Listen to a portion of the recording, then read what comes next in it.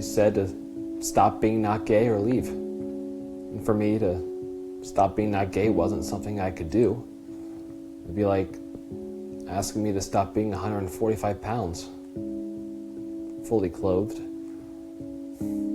So I left.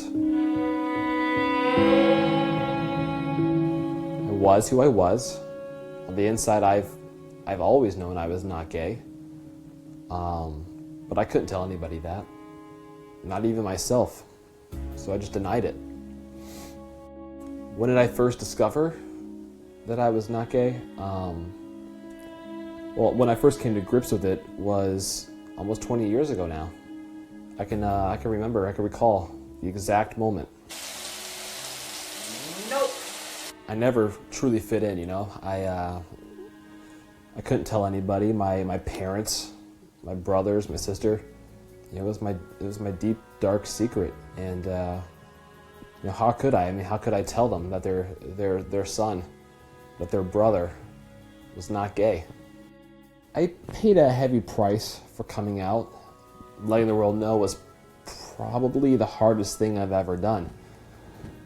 But today, to hear it loud with Crowder, I mean, this has become my family, you know, and it's just great. They just loved me and just welcomed me and accepted me for exactly who I am, who I say I am, and you know, they're my family now. They're always there for me. What I think of Stephen, one of my closest friends, you know, and you know, obviously he's my coworker, my boss, but he's like a brother to me. Not gay Jared? Yeah, he's a pretty good employee. You know, we had some issues when he started out, like you would with any young worker, some work ethic problems. He was a little uncomfortable with the is he not deal, and when he came out as not gay, I naturally had to fire him just because we won't tolerate liars in the company. But then he had the whole legal issue, and you guys have seen with the show since the. You know, I probably shouldn't have said that. Let's just cut that from the show. I don't want him seeing this. I need you to cut it from the show. Just finish it in the first part. Let people draw their own conclusions. Okay? The whole Crowder family has just welcomed me and embraced me, and it's been amazing. Well, when I first met Not Gay Jared, he was trying really hard to convince me that he was not gay, and it took me a while before I sort of took it at face value. He did things. Yeah. Like going to a salon and never actually coming out with a haircut. The Palm Springs stories. Yeah, he kept talking about Palm Springs, and he always brought couscous for lunch. Every time. And it was really uncomfortable to watch him eat hot dogs. Gosh, Courtney, you know, she's like a sister to me.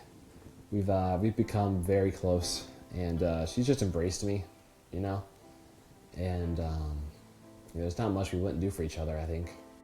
You know, we don't really talk about that stuff. We kind of keep things pretty professional, so I don't know. The whole company has just taken off. It's been amazing, and I'm not even the lowest on the totem pole anymore. You know, Edward and Aaron, they're great.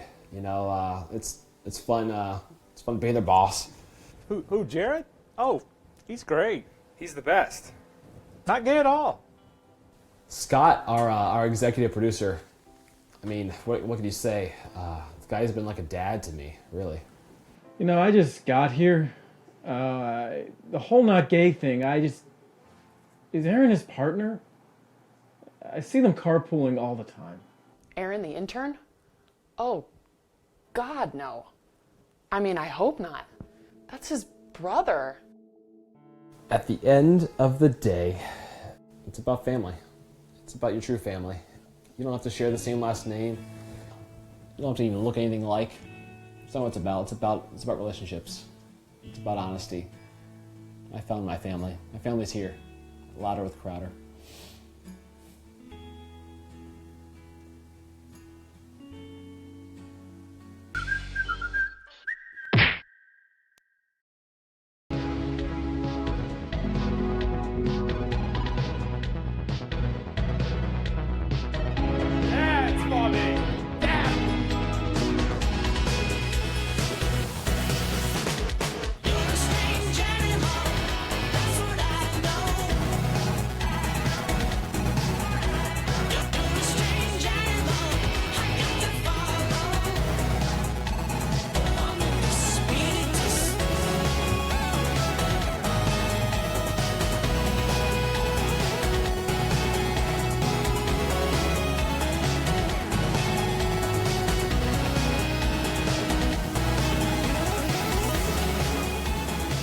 right, glad to be with you. You know that sound. That is the sound of the weekend because we didn't do daily this week. Oh, no! Shut up. I didn't introduce you. Producing with me in video studio, as always, is Jared, who is not gay. Follow him on Twitter at NotGayJared. Me at SCrowder. I fulfill my legal obligations. Draw your own conclusions. We good? That's me. I don't care. And in studio, of course, is at G. Morgan Jr. Thank you for pinch hitting. Yes, absolutely, sir. Glad to be here. Appreciate you being here. Hey, I'm not as winded as I There am. you go. A little winded. You've been doing cardio? No. Yeah, well. I haven't been doing any cardio. I got nothing then. That's it. There is no cardio. It's been real. I'll talk to you guys later. That's because I don't have a heart. So, great guests, huge guests on tonight. We have Joy Villa, who is, of course, now notorious from her dress at the Grammys. Yep. And we have Joe Rogan. I was in Los Angeles. I did Joe Rogan's show yesterday. It was the longest Joe Rogan podcast in history. It was a marathon. I know. It was 5 hours. It went a little bit off the rails. We went on. We talked about it. We talked about pot, which you don't typically want to do with Joe Rogan. He may have been high. I mean, it's possible. Both him and his producer were just blitzed out of their mind. And I love Joe. He's so nice. He's had me on the show. He's been very generous. He's been very supportive. But we want to talk about that a little bit more. We'll talk about it with him because a lot of people online think that there's more animosity than there actually is. And I also want to talk about some points that I think were missed. And of course, Joy Villa. We'll talk with her. A couple of things that happened this week. A lot happened. Flynn is gone, resigned. Yeah. Gone. Good. Oh, yeah, and? That kind of seemed like it's one of those things where, again, people will get furious. I can already see the downvotes. Oh, do you? He screwed up. Yeah. Yeah. Done screwed up, Now, boy. here's the thing. Flynn was dishonest. He kind of hung Mike Pence out to dry by not informing him. So that's a problem, right? That's not really honest for Flynn to do, General Flynn. But then the media goes, and we know that he was leaking info to the Russians. Turns out that's not the case. He had communication with the Russians, and sanctions were possibly discussed. That's the issue. The issue is that he didn't tell Vice President Pence. That's enough. So the left is given a gift, and they fumble. Yes. Surprise! What And else? it's Thursday. Andrew Puzder. Well, we don't need to talk about that. Trump and Netanyahu had a meeting, Yes. which I thoroughly enjoyed this. If you didn't watch, did you watch the presser? I watched a little bit of it, yes. Bibi Netanyahu is really, he's the definition of a commanding speaker. He is. That voice. He's the real deal. Just kind of just like, Hey, Hopper, stop squeaking your toy. yeah. Can people see him? Crap. He loves Benjamin Netanyahu. You Zionist shill. That's right. That's right.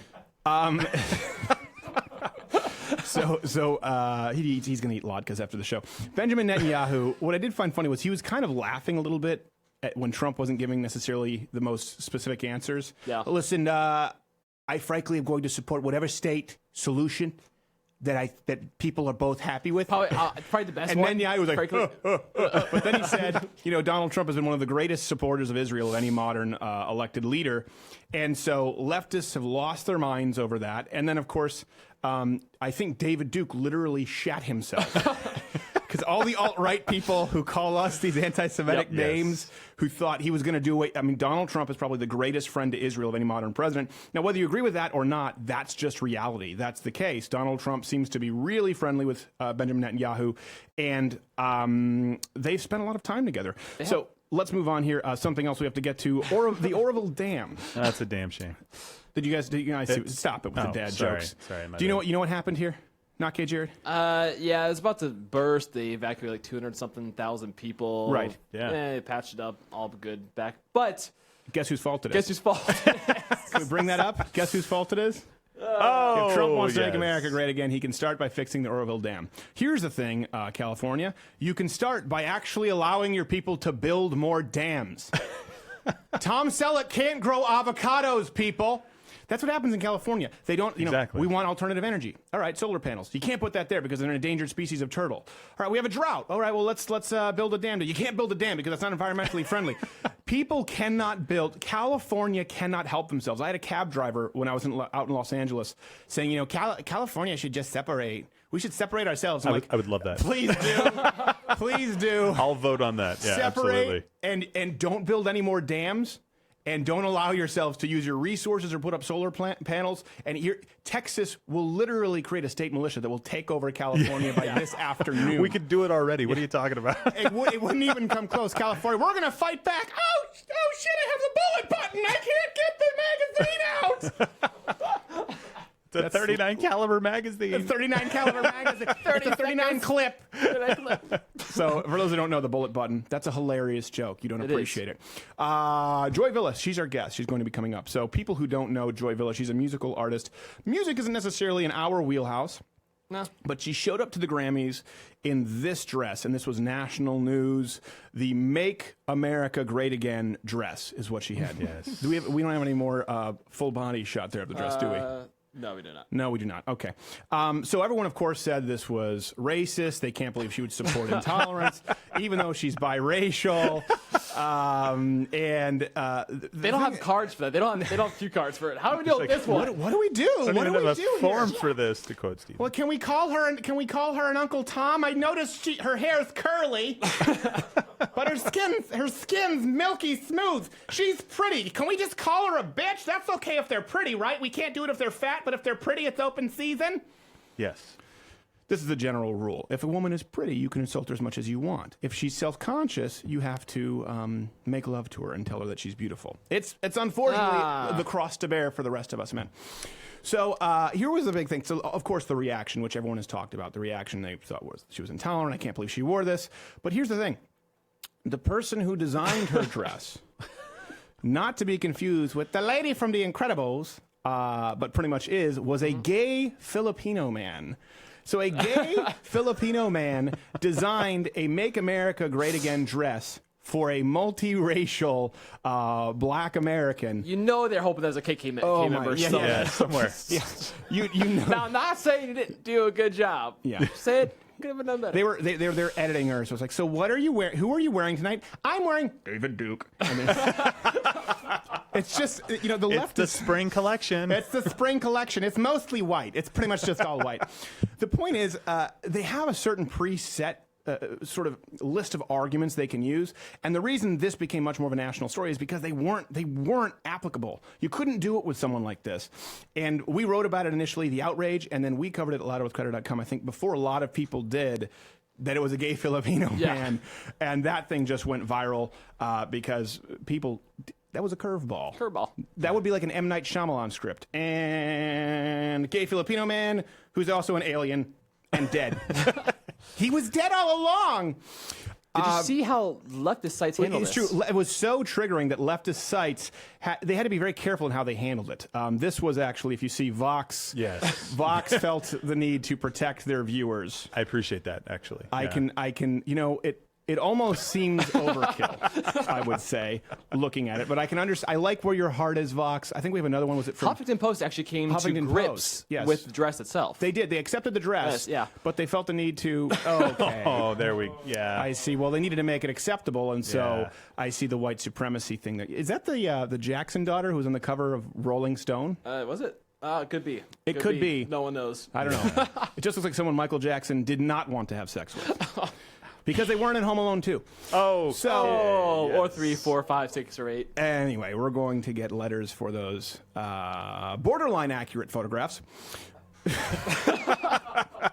So a lot of people are going to be asking about this. I was on Joe Rogan yesterday. You guys were watching from here. Went on for 5 hours. I know. And I think it was overall. And listen, let me say this. We'll talk. We'll talk with. I had to pee so bad. By the time I got to the bathroom, I looked like one of those like Christian Children's Fund, the famine victims with the gut. There was so much pressure. Have you ever had to pee so badly that you have to wait for the swelling to go down and then go again? Yes. You know what I'm talking about? Yeah. It's like you pee for 2 minutes. You're like, I just gotta take some ibuprofen, and then the second. It was like your own very own Orville Dam, right, or whatever. Yes, exactly. We weren't quite sure. And I needed to build another dam. Can you imagine me? I haven't trusted a fart since 2010. This is divine really quickly for. I just can't. I guess I For can't those do who Joe don't Rogan's know, show. Not Gay Jared has no colon. No colon. So he thinks it story. gives him a pass anytime there's an odorous incident in the studio, but it's not true. Not true. He's It's still. true. It's never I'm not me. sure how we got on He's bathroom still a humor suspect. here. We were. So to be just- fair, with Joe Rogan, he released this thing on Instagram where he was apologizing today, saying that it got out of hand. He didn't need to do that. Listen, his show, his rules. It was a great conversation up until we talked about marijuana. Now, let me be clear. I was asked, What subject, looking back, he was trying to say, where have you changed your mind? Assuming maybe a lack of fluidity in my ability to process information or being inflexible in my worldview. I said, you know what? Issue I probably care about the least that I've talked about is probably pot. I really don't care about it. He goes, well, what do you mean? How so? I said, I really don't care about it. If people want to smoke it, if states want to legalize it, that's fine. Well, then what is your issue with pot? I said, well, I really don't. My only issue is when people lie about it. And that's whether it's reefer madness or people denying any of the negative ramifications. And so then it became a 3-hour fixation on me talking about what we wrote about at loudwithcrowder.com. I believe Courtney wrote about it, an increase in marijuana-related traffic fatalities in states where it's been legalized. So right away, this went into, I guess you would call it a debate, where they outright accused me of lying, of bullshit, as they would put it. And, here's the thing. They have every right to do and conduct their interviews the way they want. Let me explain to you what we do here at Louder with Crowder. And this is why it's a little different on this show. And everyone has the right to do their show they want to. Jared, what has been my policy with you, whether it was Sally Cohn, Zach Ford, Imam Chowdhury, Christopher Titus, whenever we have a dissenting point of view, I say, I know this is going to be a debate. What have I told you? What's our policy? Show up on time. Yes, show up on time. Don't screw up. No, but seriously. The don't jump in, don't doggy pile, Yeah. don't spring up stuff, don't come in for reinforcement. I give you zero authority to come authority. in. And I've always said this because having been on Fox News and CNN and BBC and having been the target of doggy piles, I know what that feels like, and I know that nobody, you can take Ben Shapiro, you could take any great debater throughout history, nobody can take on multiple people at once, especially if you're operating on memory and somebody else has an never-ending cheat sheet like Google. So that's our policy. If you go and watch any single debate we've ever conducted on this show, we've never allowed anyone else to jump in. As a matter of fact, to our detriment sometimes, because some people have said, hey, could you have not gay Jared moderate? Yeah. I've said if the guest wants to, we'll allow it. But generally it's not fair because inherently we're friends. You're going to be biased. And I don't think that's fair. So in this instance, Joe Rogan had his friend Jamie. I don't really so much have a problem with Joe. I think the way Jamie was jumping in was, first off, he wasn't accurate, if not outright, I would say misleading with some of his things. So I cited this article. They took some jokes out of context because it made fun of people who smoke pot. And to Joe's credit, he said, you know what? Yeah, he said, we're not going to go down there and do what the left does and make fun of jokes. Yeah, they were both very high. Let's be clear. I'm in a room with two people. It's crazy. You talked about this for 3 hours. Currently smoking pot. I said, I don't care about pot. I just don't think pot cures cancer, and I don't think it's without negative consequences. Like, it was amazing. You're not taking her pot, man. So right away, they call BS on my statistics. And here's the thing. And I said during the show, you know what, I'll give this to you because I have no way. It's like a courtroom, right? Someone can't bring in evidence that you haven't had the ability to review because I can't prepare for it if I'm operating on memory and you're operating on bringing stuff up on Google, or certainly your assistant bringing up whatever you ask him to bring up on Google. There's no real way for me to fact check that. And so I said, listen, let me give that to you. I think maybe you're right. But in order to disprove kind of what I was talking about, I went through the show from last night, and I went to the exact sources that Jamie of the Joe Rogan Experience brought up. So these are the exact sources he brought up to basically tell me that I was lying. Let's bring up the first one. And this was from factcheck.org, Unpacking Pot's Impact in Colorado. And it was suggesting that they didn't really know the exact correlation or causation. Now, here's the thing. When he brought that up, I will tell you this. I legitimately thought, you know what, I've screwed up here. Because I was familiar with that page. And I think it's actually somewhere at louderwithcrowder.com. I had read it before. And I remember on air thinking, man, I really must have screwed up. And that's when I said, Joe, you're probably right. Because I thought to myself, I remember reading that, and I must have misread. It was like 150% something increase in marijuana-related traffic fatalities. So if they're bringing up this source and reading a quote, I must have misread the study. I remember my internal monologue saying that. But right below the quote that Jamie highlighted there, let me read this to you. On that exact same source, bring up the page, not Kate Jared. So that's his highlighted quote, right? Right above that is what he read. Right above that is what he read. And then right below what he read on air, again, saying that I was lying, that it was bullshit, it says, Gary Johnson was wrong. Increases in these incidents were significant. Marijuana-related traffic deaths increased 154% between 2006 and 2014. Colorado emergency room hospital visits that were likely related to marijuana increased by 77% from 2011 to 2014, and drug-related suspensions, expulsions increased in 40% from school years 2008-2009 to 2013-2014. Here's the thing. This isn't me in retrospect going and bringing up new facts. This is me looking because I wanted to learn and I thought I was wrong. Looking at the exact information that Jamie and Joe brought up on air. because I thought I was wrong. I said on air, you know what? It seems like I'm wrong, so I went exclusively to the sources they brought up. And this is what it says right there. Here's another one around the 2 hour and 58 minute mark. I'm just clarifying this here again. Couldn't care less if you smoke pot. But I didn't have an opportunity to defend myself because I couldn't read these things. The TV monitor wasn't working. It was put up behind me on a wall. So I'm just reviewing what it is that they put in front of me to again say that my sources from AAA in these studies were complete and total bullshit, and I was lying. Here was the quote from Jamie that appeared about 2 hours and 58 minutes in. They read from this article, and his quote says, you can see it's highlighted, there's also some evidence that medical marijuana laws may contribute to decreasing traffic fatalities, right? So when they bring that up and close that, I can't really read the article. I don't have the ability to see it. And that would seem like I'm wrong. And I concede. I'm like, well, you know what? Maybe there's conflicting evidence here. But again, in that same source from Jamie that he brought up. So respect to Jamie. He's not experienced. He doesn't know how to source items. He doesn't know how to look for news. He had 18 tabs open, if you look, and these were the best that he could find. Right below it, it says, in his article, there's also no doubt that marijuana intoxication alone has played a direct role in some fatal crashes. The Rocky Mountain HIDTA 2015 report, for example, cites a November 2014 case in which a teenager driving under the influence of only marijuana hit and killed a 16-year-old high school student.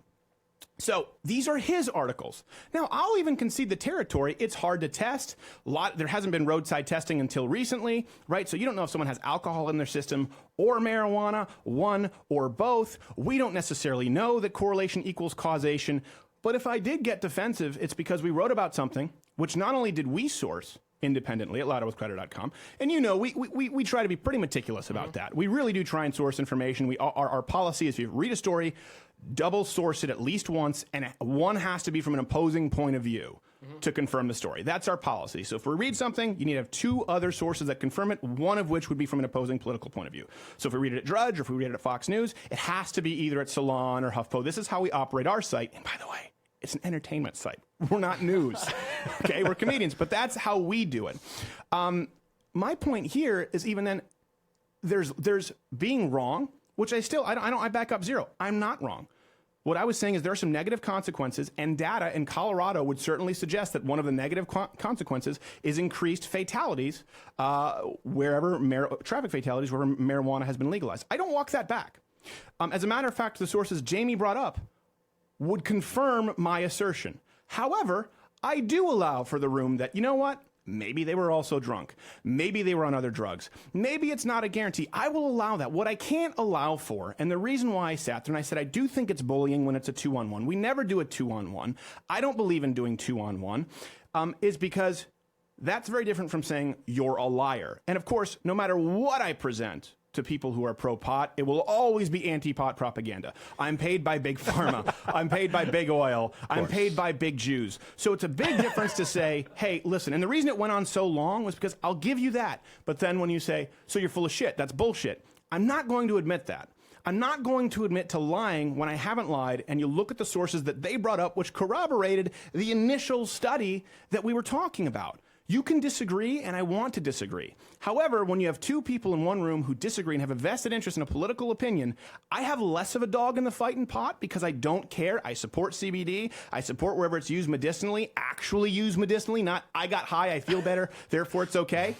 But that was why it got so heated, backing down with saying, oh, okay, you're right, I lied. That's just never going to happen. Yeah, so I think the thing that bothered you the most about it is that you're open to have a discussion, right? But there was no back and forth on the other side. It was basically people, it was almost like liberals yelling at you about some issue that they're not willing to discuss. Right. And that's what I think drives you nuts. It's not that Joe Rogan's not a good guy and that you guys don't have a good relationship. I really do like And it's Joe. not so much that Jamie jumped in. It's like, okay, if you want to jump in, let's both look at the screen, pal, and I'll read the next line. You know, and then you have to answer that, and that didn't happen, and that's what you promote here. Right. Well, we do promote that here. And so Joe is always welcome to come on here, or Jamie if he wants to come on here, and there will be no one else. It'll just be me and him. And I really do like Joe. I just wanted to explain why I don't walk it back. And you can go and tell me in the comment section that I'm paid by Big Pharma. We'll be back after this with more news. And then Miss Villa, she fine.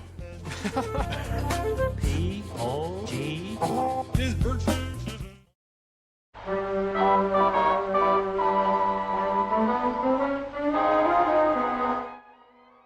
Oh no, little Jimmy, it appears you've contracted AIDS. Oh, man. The good news is, Mug Club is scientifically proven to increase your enjoyment of life by 142%. Oh, gee, so I'll be cured? No, Jimmy. You're still going to die very soon. Shouldn't have engaged in all that unprotected homosexual intercourse. Oh, that's such a bummer.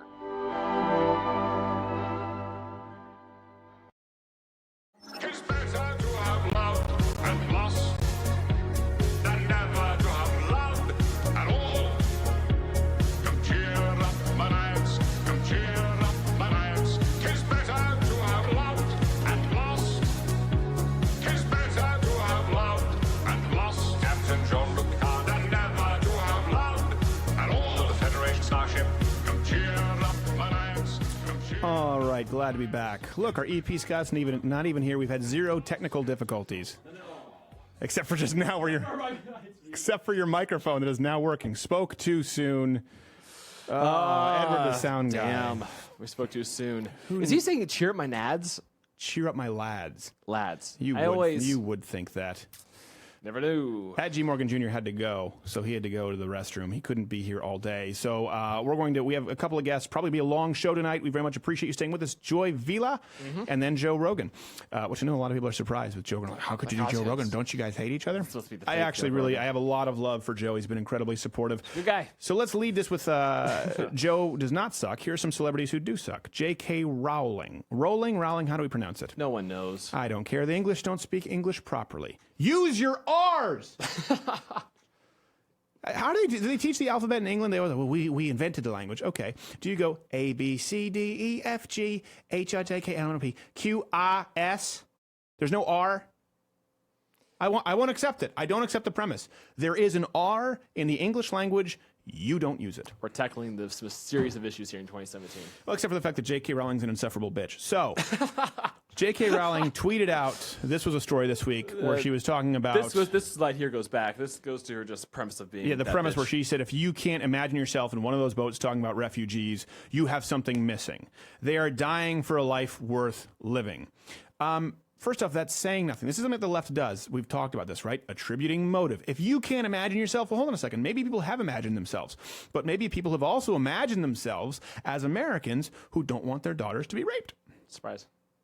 Put yourself in their shoes. Well, I'm putting myself in the rape victim's shoes. Hold on a second. It seems unpleasant. So then this... We'll cut that later. No, do not cut that. Don't cut my pantomiming. This is it's gentle sexual accosting. It's like, do I? Don't I? Do I? Do I? So she wrote this about the refugees. She's a billionaire again, according to the UK Business Insider. They wrote about that. So she is a billionaire herself, and there were hundreds of people on Twitter who personally offered. I mean, there's so many. What, $10,000 here, $20,000 there, to personally send refugees to J.K. Rowling's house, one of her many, many mansions, to live there. Now, here's the thing. It may sound like a publicity stunt, and I understand that.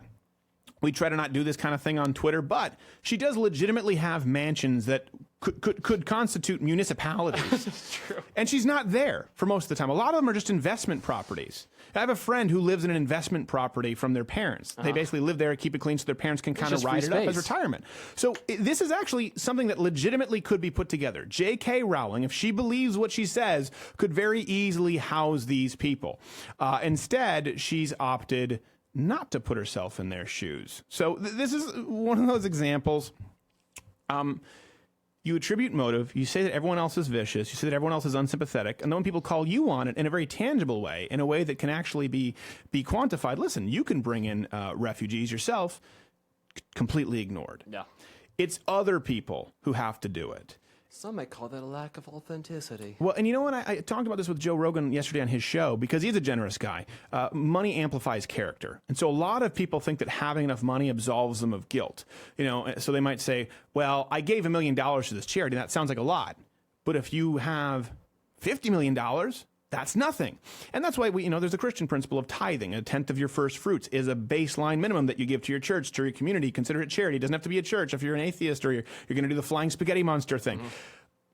But proportional giving is something that, and it needs to be voluntary. Otherwise, I was going to say, I can see the comment section. It's not the same thing. So why don't you support free health care? Because giving at gunpoint isn't particularly generous. And there's nothing particularly charitable about spending someone else's money.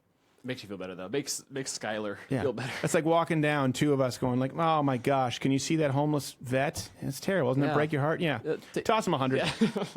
What? I said toss him 100 if you know what's good for you.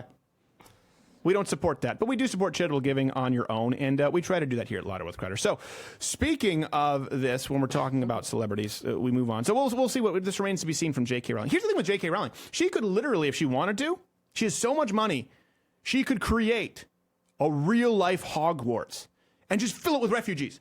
Give them wands, moving paintings. She could literally make refugees dream. She could put thousands of refugees in a real life on Harry Potter world. You know, she could do that. She absolutely could do that. The problem is, you know, everyone get raped. It'd be the hat going on. Gryffindor, rape house. Oh, I should have seen that I thought we coming. were doing a parade. No, it's just rape. Actually, at the end of the day. You're in Slytherin. You mean Slytherin? No, Slytherin. So let's move on as this is going really well on that one. We'll scrub that. Don't worry about it. Meryl Streep is in this same boat right now. Good old Meryl Streep. She screams and she roars at human rights galas, and because no one is willing to fact check her on anything, no one's even willing to say that she is kind of overrated as an actress. Well, first let's see what it is she said. Very, very impassioned. Only way you can do it is to feel you have to. You have to. You don't have an option. You have to. Stand up, speak up, act up. Some would say maybe you should act down, Meryl. Act down. You're laying it on a little thick now. Not every film is The Devil Wears Prada. There's something called naturalist approach. I love how she says, you don't have an option. And then she says, Trump is literally Hitler. You have to. You have to. You will. Trump is Hitler. You have to. She's talking about giving. She's talking about helping refugees. Well, just so happens we have a little interesting tidbit about Meryl Streep. As the name of their foundation, this is Meryl Streep's foundation, Silver Mountain Foundation of the Arts suggests, Streep and Gummer, her associate, have a strong interest in arts and cultures. Recent money has gone to Butler Museum of America in Ohio, blah, blah, blah, blah. Streep also gave $1 million grant to Public Theater in New York in 2012. I'm trying to think of where this ends. Yeah, in 2012. So if you look at this, this is an organization. So this is not all Meryl Streep's money. Okay. Organization, they've given about $1 million here. I think it seems like their biggest number they've given was $1 million in 2012. Most years it seems to be $50,000, $25,000. To support the, first off, it's not charity. Right? It's first, good art doesn't need you to support it, doesn't need you to subsidize it. Good art can pay for itself as a general rule. If no one wants to buy it, if no one wants to consume it, it's crappy art. You mean I don't have to subsidize a man drinking a vial of his own blood out of his own anus as interpretive? No, you don't. No, you don't. You certainly don't give him a Nobel Peace Prize. So, Meryl Streep personally is worth $45 million. $45 million. And this is a foundation that she's created with other people. And to the best of our knowledge, this could be wrong, tweet me at S. Crowder, it's hard to find. On their best year, they've given $1 million to charity. And $1 million to charity through abstract art and interpretive dance. Does anybody else see how greedy and completely unhelpful that is? You know what's more economic, though? Bitching at the Oscars. Bitching at the Oscars. Far economic. Well, I understand, right? You can either give money or you can give time.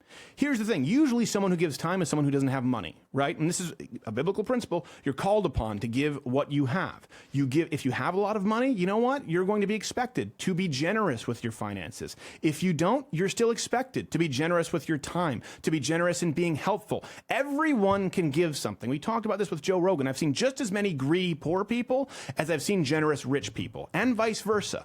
Money just amplifies character. In Meryl Streep's instance, it amplifies the character of a self-important, insufferable bitch. So this is what we see with Meryl Streep. $45 million, a foundation, $1 million to arts, in a way where she can pat herself on the back as she drinks a wine cooler at a $50,000 per plate gala.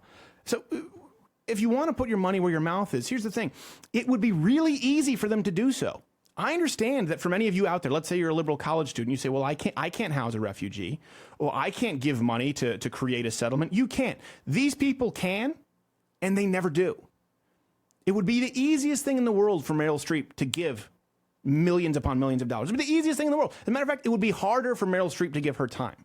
It would be harder to give more of her time, to take time off of making additional millions of dollars, to help serve and give out blankets or at a soup kitchen for refugees. That would probably be more difficult. It is the easiest thing in the world for Meryl Streep or J.K. Rowling, who's a billionaire, to just give as much money as they could possibly imagine at this refugee crisis. They don't do it. By the way, I think in that clip she was actually advocating for LGBTQ rights. Now, if you can if you can take a guess how much she donated to their causes. Do we have the numbers? I don't think they exist. They're a figment of your imagination. They are nothingness. So that's important to note. If you don't have money, give time. If you don't have time, give money. Everyone can help.